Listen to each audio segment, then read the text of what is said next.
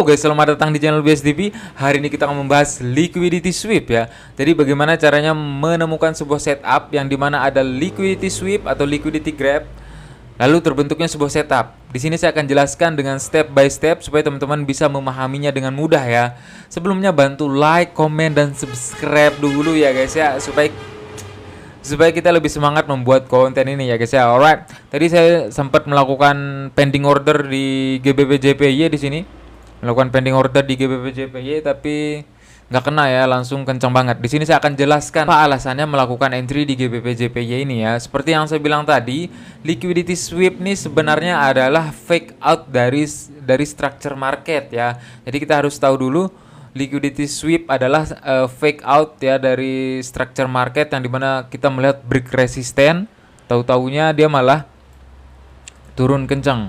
Structure market misalkan kayak begini, naik dia break resisten. Di sini kita mengira bahwa dia liquidity running ya, jadi dia malah ngebreak lagi ke bawah. Nah, ini sebenarnya adalah fake out atau fake taxi man. Alright.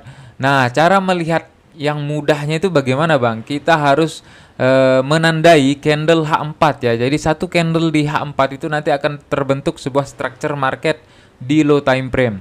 Teman-teman bisa melihat kalau dia break bawah atau support terlebih dahulu, kita langsung mencari setup buy. Jadi intinya seperti itu. Kita langsung fokus setup buy kalau dia ngebreak dari candle sebelumnya, yang ngebreak supportnya. Contoh di sini di GBP/JPY yang saya bilang tadi, kita bisa melihat di sini dia break support terlebih dahulu ya. Kita langsung ke M15. Jadi pasangan dari H4 itu ke M15. Di M15 ini kita mencari, saya hapus dulu ya. Oke, di M15 ini kita mencari setup, bisa menggunakan breaker block ataupun fair value gap. Tapi saya lebih suka menggunakan fair value gap yang di breakout ya. Jadi inversion fair value gap. Jadi kayak gini nih, inversion fair value gap. Yap. Jadi ketika ada fair value gap untuk sell tapi di breakout, itu kan tandanya buyer sudah masuk ya ke dalam market. Jadi kita bisa melakukan pending order di sana. Buy limit, tapi sayang dia kencang banget, dia langsung play. Jadi kalau secara tidak langsung teman-teman bisa perhatikan setelah terjadinya liquidity sweep ya, atau peak out ya. Peak out di sini dia kan break support di sebelah kiri tapi dia malah naik lagi. Tapi mesti cek H4 dulu ya. Kuncinya itu ada di H4. Jadi fokusnya dulu itu di H4 ya. Jadi kalau di H4 terlihat dia ngebreak support terlebih dahulu, kita langsung fokusnya cari buy. Cari buy itu kita ke M15, tunggu fair value gap yang di breakout ya. Jadi kalau ada fair value gap untuk sell, kita tunggu dia breakout, dia retest baru kita ambil buy. Kira-kira seperti itu ya. Di sini di gold saya melakukan entryan buy ya. Di sini saya akan coba jelaskan kenapa melakukan entryan buy di gold ini ya. Teman-teman bisa lihat candlestick sebelumnya di sini dia di breakout ke bawah terlebih dahulu ya. Teman-teman bisa perhatikan dia di breakout ke bawah. Karena dari atas dia nggak berhasil di break ke atas. Kalau dia break atas berarti kita cari posisi sell ya. Tapi di sini kalau kita perhatikan dia break bawah. Berarti kita langsung cari posisi buy ya. Di sini saya sudah melakukan entryan buy dan sedang running 33 itu ya, $30 di sini. Nah, di sini saya akan jelaskan ya kenapa melakukan entryan buy. Yang pertama, itu lihat dulu candlestick H4-nya kita tandai. Kalau dia break bawah berarti langsung cari posisi atau cari setup buy ya. Jadi kita ke M15. M15 seperti yang saya bilang tadi, kita mencari apa? Kita mencari fair value gap yang untuk nge-sell ya. Untuk nge-sell tapi dia di breakout. Ini ada satu fair value gap. Nah, di sini saya melakukan entryan buy. Teman-teman bisa melihat dia break and then retest. Di sini saya melakukan entryan buy. Kira-kira seperti itu ya. Ketika ada breakout di H4 ya, fokusnya di H4 dulu.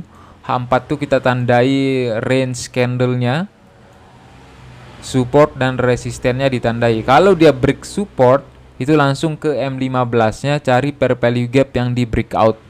Simpelnya kayak begitu ya. Ini running $35 ya, kalau dirupiahkan sekitar berapa tuh? Adakah 500-an ya, 500-an, sekitar 500.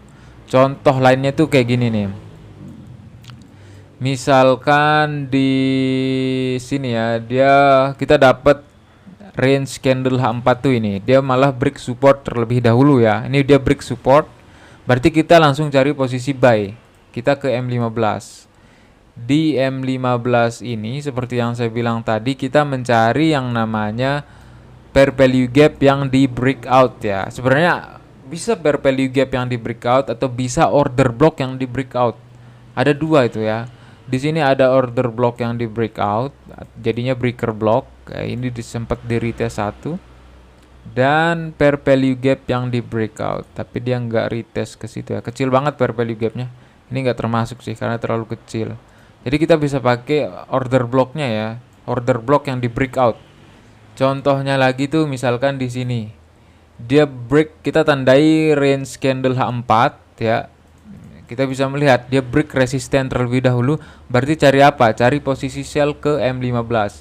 M15 seperti yang saya bilang tadi, cari pair value gap yang digunakan untuk ngebuy tapi di breakout ya. Nah, ini ada pair value gap yang digunakan untuk ngebuy tapi di breakout. Dia retest. And then kita dapat entryan. Teman-teman bisa perhatikan. Ini secara tidak langsung ini fake out ya, yang dimana dia break resisten. Orang-orang tuh kan udah melakukan pending order buy limit deh karena dia udah break resisten buy limit gitu. Orang-orang yang melakukan sell di sini di breakout juga, kena stop loss juga. Jadi kita melakukan entry di sini nih. Harus melihat dari H4-nya dulu ya. H4 lalu ke low time frame. Kira-kira seperti itu ya guys ya. Oke, mungkin segitu aja video hari ini. Di sini masih running sekitar $32 ya. Di sini saya akan nanti coba update lagi di Instagram. Oke, mungkin segitu aja video hari ini. Thanks for support and see you the next video man. Peace.